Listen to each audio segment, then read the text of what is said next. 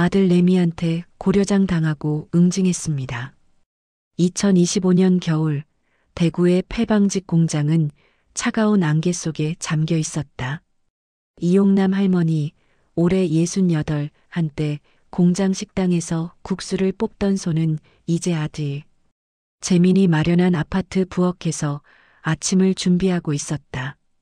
창밖으로 보이는 공장 굴뚝은 재개발로 반쯤 허물어진 채 지난 세월의 잔해처럼 서 있었다. 할머니는 된장국을 끓이며 라디오에서 흘러나오는 옛 노래를 흥얼거렸다. 그때 거실에서 재민의 목소리가 들려왔다. 네, 사장님. 납품 대금은 별도 통장으로 돌려놓겠습니다. 걱정 마십시오. 할머니는 국자를 내려놓고 귀를 기울였다. 별도 통장이라니 무슨 말인가 싶었다. 재민은 37, 섬유회사의 젊은 대표였다. 할머니는 아들이 성공했다고 믿었다. 그러나 그 목소리에는 어딘가 불안한 떨림이 섞여 있었다. 식탁에 둘러앉은 가족은 평소와 다름없는 아침을 맞이했다. 며느리는 아이에게 밥을 떠넣었고 재민은 핸드폰을 보며 미소를 지었다. 할머니는 조용히 된장국을 떠서 재민의 앞에 놓았다. 그때 재민이 갑자기 말했다. 어머니, 오늘 공장 구경 가시죠.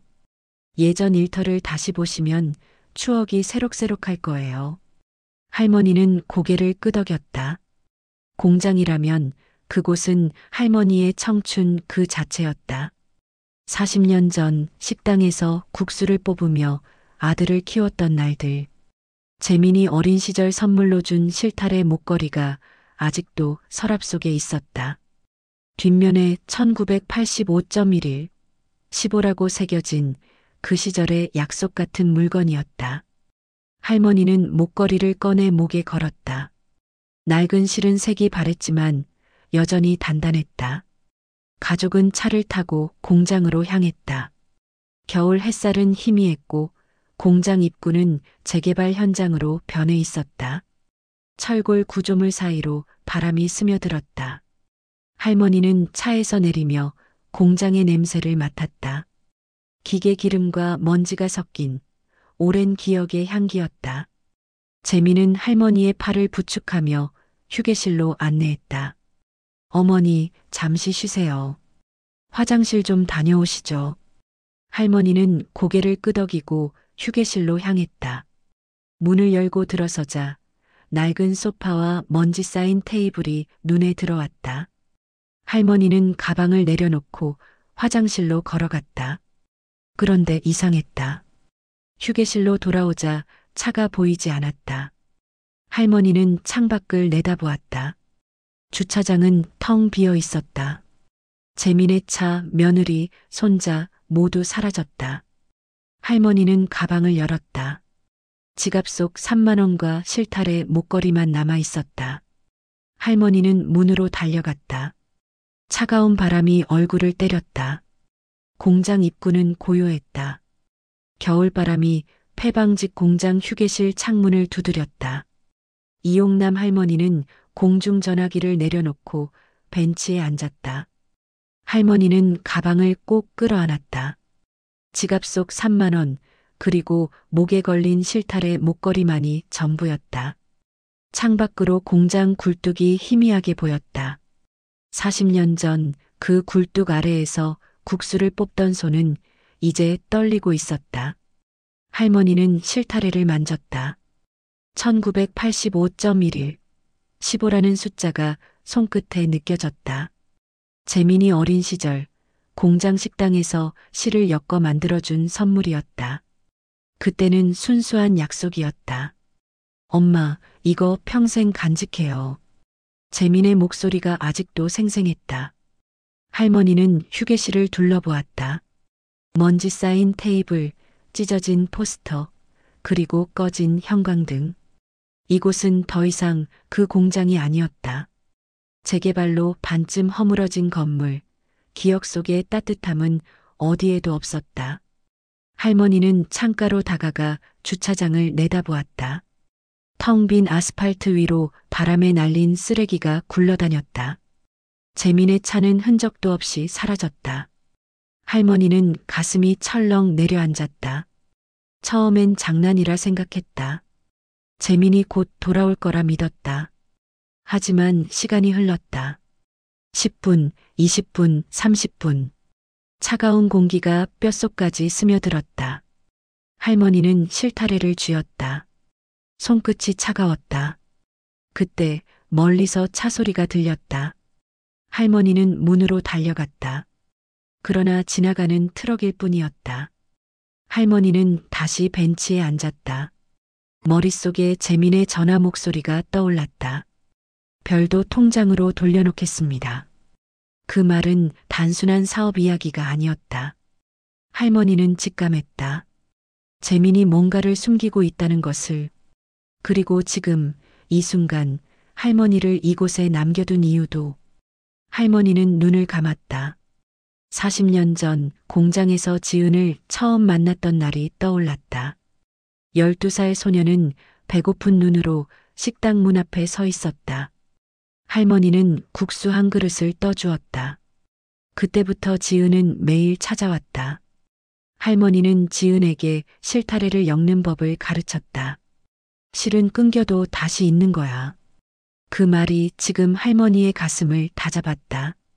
할머니는 가방에서 낡은 수첩을 꺼냈다. 지은의 전화번호가 적힌 페이지였다. 38년 전 공장이 문을 닫을 때 지은이 적어준 번호였다. 공중전화기로 다시 걸었다. 신호음이 길게 울렸다. 할머니는 숨을 멈췄다. 마침내 지은이 받았다. 할머니는 떨리는 목소리로 말했다. 지은아, 나 여기 혼자야. 차가 없어. 지은은 침묵했다. 그러더니 단호하게 말했다. 할머니, 거기 계세요.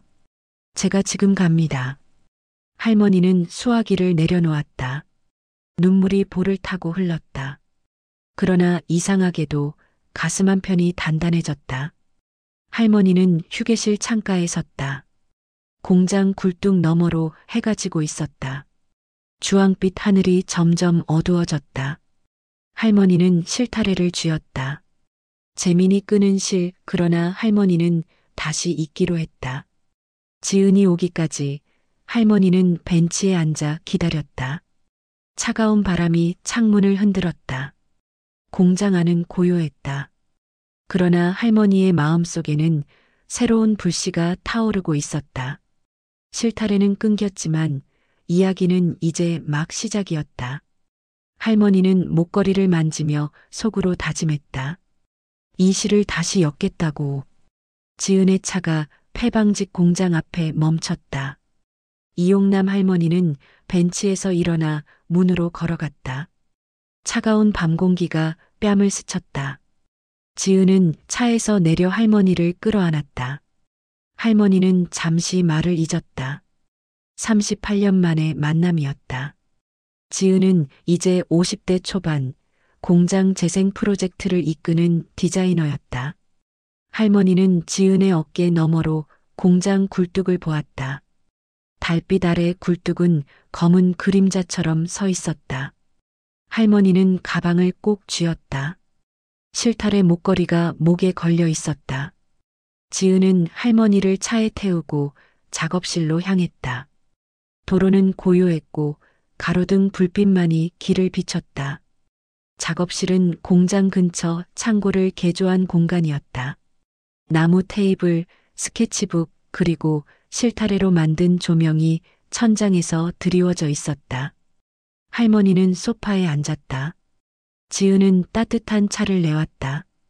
할머니는 잔을 두 손으로 감쌌다. 차에 김이 얼굴을 감쌌다. 할머니는 실타래를 만지며 입을 열었다. 재민이 휴게실에 자신을 남기고 떠난 이야기를 했다. 별도 통장이라는 말을 들은 순간도 지은은 조용히 들었다. 할머니는 작업실 창밖을 보았다. 공장 굴뚝이 아직도 보였다. 40년 전 그곳에서 지은을 처음 만났다. 배고픈 소녀는 식당 문 앞에 서 있었다. 할머니는 국수 한 그릇을 떠주었다. 지은은 매일 왔다. 할머니는 지은에게 실타래 엮는 법을 가르쳤다. 실은 끊겨도 다시 잇는다. 그 말은 이제 할머니 자신에게 돌아왔다. 할머니는 눈을 감았다. 재민의 얼굴이 떠올랐다. 어린 재민은 공장 식당에서 실을 엮으며 웃었다. 엄마, 이거 평생 간직해요. 그 약속은 이제 배신이 되었다. 할머니는 눈을 떴다. 가슴이 아팠다. 그러나 망설였다. 재민이 잘못했을지도 모른다는 생각이 들었다. 지은은 할머니의 손을 잡았다. 할머니, 확인부터 해보죠. 할머니는 고개를 끄덕였다. 지은은 노트에 날짜를 적었다. 할머니는 작업실 구석에 놓인 임시 침대를 보았다. 지은이 준비한 곳이었다. 할머니는 침대에 앉았다. 이불은 따뜻했다. 할머니는 실타래를 쥐었다. 지은은 공장 재생 프로젝트 이야기를 했다. 폐공장 한 켠을 창고로 쓰고 있다고. 할머니는 귀를 기울였다. 지은은 말했다. 할머니, 여기 계셔도 돼요. 할머니는 미소 지었다. 그러나 마음은 무거웠다. 재민의 배신, 그리고 자신이 해야 할 일. 할머니는 창밖을 보았다. 달이 공장 굴뚝 위에 떠 있었다. 할머니는 침대에 누웠다. 실타래를 베개 옆에 놓았다. 눈을 감았다. 40년 전 공장 식당의 냄새가 떠올랐다. 국수 삶는 김이 모락모락 피어던 날들. 지은의 발소리가 멀어졌다. 작업실은 조용해졌다. 할머니는 실타래를 쥐었다. 끊긴 실, 그러나 다시 잊고 싶었다. 할머니는 속으로 다짐했다. 진실을 알아내겠다고. 공장 굴뚝이 창밖에서 그림자를 드리웠다. 할머니는 잠을 청했다. 실타래의 기억이 꿈속으로 스며들었다. 작업실 창고에 새벽 햇살이 스며들었다. 이용남 할머니는 일찍 눈을 떴다. 침대 옆 테이블 위에 놓인 실타래 목걸이가 희미한 빛을 받았다. 할머니는 목걸이를 쥐고 일어났다. 지은은 이미 작업복 차림으로 창고 한쪽을 정리하고 있었다. 폐방직 공장 재생 프로젝트의 일부인 창고는 먼지와 오래된 기계로 가득했다. 할머니는 지은에게 다가갔다. 지은은 미소 지으며 말했다. 할머니, 여기서 뭔가 만들어 보시죠. 할머니는 고개를 끄덕였다.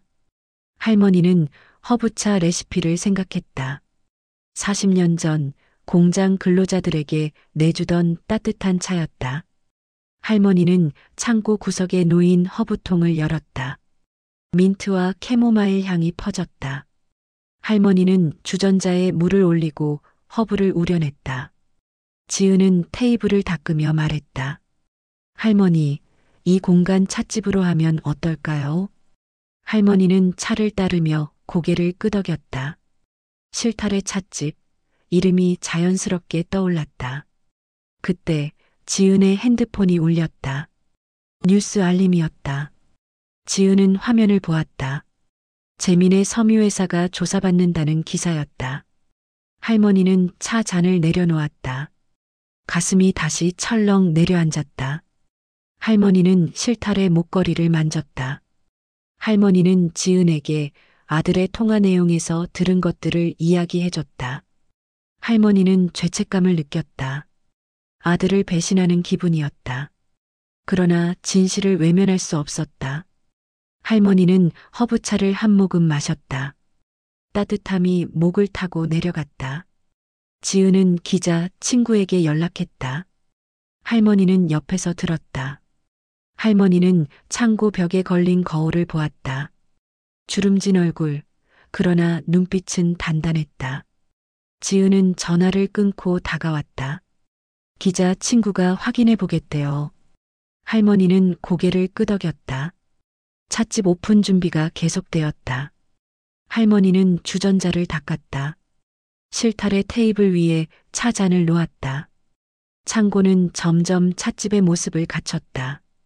할머니는 창고 한쪽에 놓인 의자를 끌어왔다.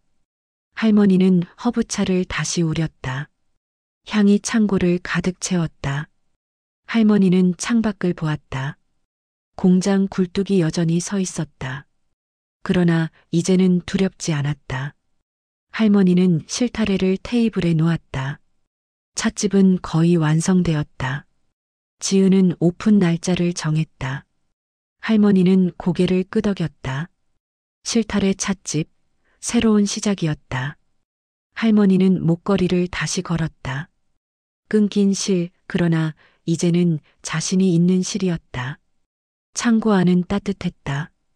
할머니는 차를 마시며 다짐했다. 진실을 마주하겠다고. 실타래 찻집 오픈 전날 창고 안은 따뜻한 허브향으로 가득했다. 이용남 할머니는 새로 만든 실타래 테이블 위에 차잔을 정돈했다. 지은은 벽에 마지막 장식을 걸었다. 창밖으로 공장 굴뚝이 저녁 노을에 물들었다. 할머니는 목에 걸린 실타래 목걸이를 만졌다. 찻집은 완성되었다. 나무 테이블, 실타래 모양 의자, 그리고 허브차 냄새가 어우러진 공간이었다. 할머니는 주전자를 닦으며 미소 지었다. 새로운 시작이 내일이면 열린다. 그러나 가슴 한편은 무거웠다. 재민의 얼굴이 자꾸 떠올랐다. 그때 지은의 핸드폰이 울렸다. 기자 친구였다. 지은은 전화를 받았다. 할머니는 옆에서 귀를 기울였다. 지은의 표정이 굳었다. 전화를 끊고 지은이 다가왔다. 할머니, 기사가 나왔어요. 할머니는 숨을 멈췄다. 지은은 핸드폰을 보여주었다. 화면에 큰 제목이 떠 있었다. 섬유회사 대표, 납품 대금 50억 횡령 의혹. 할머니는 화면을 응시했다. 가슴이 쿵쾅거렸다. 재민의 회사 로고가 선명했다. 할머니는 테이블을 잡았다. 다리가 후들거렸다. 지은은 할머니의 어깨를 잡았다. 할머니, 괜찮으세요? 할머니는 고개를 끄덕였다. 그러나 눈물이 볼을 타고 흘렀다. 할머니는 창가로 갔다. 공장 굴뚝이 어둠 속에 잠겼다. 기사는 재민이 납품 대금을 별도 통장으로 빼돌렸다고 했다. 할머니는 목걸이를 풀었다. 테이블에 내려놓았다. 주전자를 쥐었다. 손이 떨렸다. 그때 작업실 문이 벌컥 열렸다. 재민이었다. 얼굴이 창백했다. 눈 밑에 다크서클이 짙었다. 재민은 할머니를 보았다. 어머니 목소리가 갈라졌다. 할머니는 뒤로 물러섰다. 재민은 무릎을 꿇었다. 왜 이러셨어요? 할머니는 입을 열었다. 내가 먼저 끊었잖아. 재민은 고개를 숙였다. 눈물이 바닥에 떨어졌다. 할머니는 실타래를 쥐었다. 재민의 어린 손이 떠올랐다. 공장 식당에서 실을 엮던 그 손. 이제 그 손은 할머니를 버렸다. 할머니는 가슴이 찢어졌다. 그러나 물러서지 않았다. 재민은 일어났다. 어머니, 다 오해. 할머니는 고개를 저었다. 내가 들었어. 똑똑히. 재민은 입을 다물었다. 지은은 문가에 서서 지켜보았다. 재민은 할머니를 보았다. 눈에 절망이 가득했다. 할머니는 테이블로 갔다. 찻 잔을 하나 들었다. 재민에게 내밀었다. 그러나 재민은 받지 않았다. 재민은 돌아섰다. 문을 나갔다. 문이 쾅 닫혔다. 할머니는 찻 잔을 내려놓았다. 손이 떨렸다. 할머니는 창고 한쪽에 앉았다. 실타래를 쥐었다. 끊긴 실이었다. 그러나 찻집은 내일 문을 연다. 할머니는 일어났다. 주전자를 다시 올렸다. 허브차를 우렸다. 향이 창고를 채웠다. 지은은 다가왔다. 할머니, 괜찮으세요? 할머니는 고개를 끄덕였다. 실타래 찻집은 이제 할머니의 것이었다. 할머니는 창밖을 보았다. 공장 굴뚝이 밤하늘에 검은 실루엣으로 서 있었다. 할머니는 실타래를 테이블에 놓았다. 내일 손님들이 올 것이다. 할머니는 다짐했다. 이 시를 자신이 잇겠다고.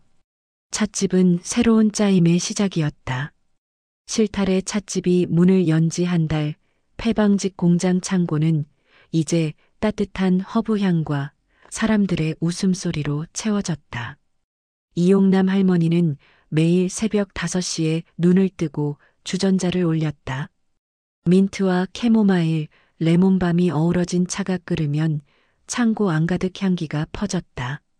할머니는 실타래 모양 테이블을 닦고 의자를 정돈했다. 손님은 아침 일찍부터 찾아왔다. 옛 공장 동료들, 재생 프로젝트에 참여한 젊은 디자이너들, 그리고 근처를 지나던 행인들이었다. 할머니는 차를 내리며 한 잔 한 잔 정성을 담았다. 뉴스에서는 재민의 이야기가 끊이지 않았다. 섬유회사가 파산했고 재민은 구속되었다. 할머니는 텔레비전을 꺼놓았다. 그러나 손님들이 소식을 전했다. 할머니는 조용히 차를 따랐다. 가슴은 여전히 아팠다. 그러나 찻집은 할머니의 새로운 삶이었다. 할머니는 실타래를 엮어 티코스터를 만들었다. 손님들은 그 코스터를 보며 감탄했다. 할머니는 미소 지었다. 실은 끊겨도 다시 있는 거예요. 손님들은 고개를 끄덕였다. 찻집은 점점 입소문을 탔다. 공장 굴뚝이 창밖에서 보였다. 그러나 이제는 위협이 아니라 추억이었다. 할머니는 굴뚝을 보며 차를 우렸다. 지은은 매주 한 번씩 들렀다. 새 실타래를 가져오거나 허브를 보충했다. 할머니는 지은에게 차를 내리며 말했다. 내가 없었으면 못했어. 지은은 웃었다. 찻집은 할머니의 손으로 운영되었다. 할머니는 새벽에 허브를 다듬고 차를 우렸다. 손님들이 떠나면 설거지를 하고 바닥을 닦았다. 몸은 피곤했지만 마음은 충만했다. 할머니는 창고 한쪽에 작은 노트를 두었다. 손님들이 남긴 메모였다. 차가 따뜻해요. 할머니 힘내세요. 할머니는 그 메모를 보며 힘을 얻었다. 실타래 찻집은 할머니의 새로운 가족이었다. 할머니는 목걸이를 만졌다. 빈 날짜는 이제 할머니가 채워가고 있었다. 어느 날 할머니는 창고 뒤뜰에 작은 허브 화분을 놓았다. 민트와 로즈마리가 자랐다. 할머니는 물을 주며 흙을 만졌다. 공장 식당에서 국수를 뽑던 손이 이제 허브를 키웠다.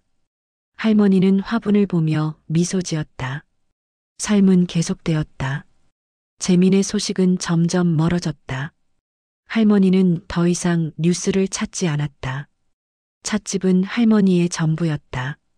손님들이 들어오면 할머니는 차를 내리고 이야기를 들었다. 옛 공장 이야기, 젊은이들의 꿈. 할머니는 귀를 기울였다. 실타래는 끊겼지만 새로운 짜임이 시작되었다. 할머니는 창밖을 보았다. 공장 굴뚝이 햇살에 반짝였다. 저녁이 되면 찻집은 조용해졌다. 할머니는 마지막 손님을 배웅하고 문을 닫았다. 실타래 테이블 위에 촛불을 켰다. 할머니는 차 한 잔을 마시며 하루를 돌아보았다. 재민의 구속, 회사의 파산, 그러나 찻집은 살아있었다. 할머니는 노트를 펼쳤다. 새 메모가 있었다. 할머니 차 마시고 힘냈어요. 할머니는 미소 지었다. 실타래 목걸이를 만졌다. 이제 이곳이 할머니의 집이었다. 할머니는 촛불을 끄고 창고를 나섰다. 밤하늘이 맑았다. 공장 굴뚝이 별 아래 서 있었다. 할머니는 다짐했다. 내일도 찻집을 열겠다고. 겨울 저녁 실타래 찻집 문 앞에 눈이 소복이 쌓였다. 이용남 할머니는 마지막 손님을 배웅하고 문을 잠갔다. 창고 안은 따뜻한 허브향과 촛불만이 남았다. 할머니는 실타래 테이블을 닦으며 하루를 마무리했다. 창밖으로 공장 굴뚝이 희미한 가로등 불빛에 비쳤다. 할머니는 새 실타래 목걸이를 만졌다. 빈 날짜는 이제 할머니의 손길로 채워지고 있었다. 그때 문 밖에서 발자국 소리가 들렸다.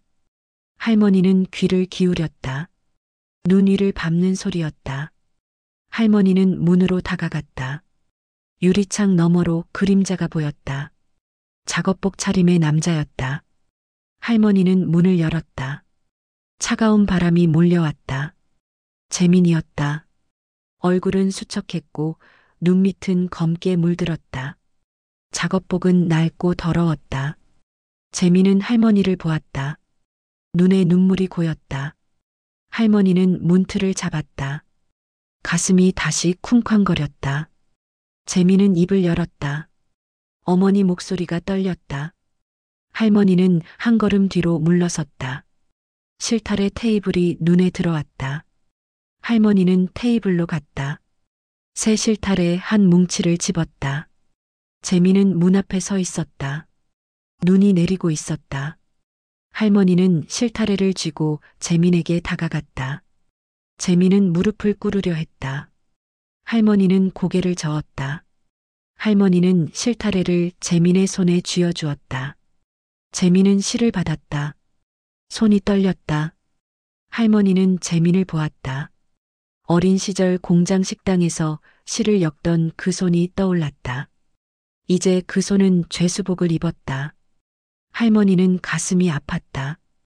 그러나 눈물은 나오지 않았다. 재민은 실타래를 쥐었다. 눈물이 볼을 타고 흘렀다. 할머니는 문으로 돌아섰다. 재민은 일어났다.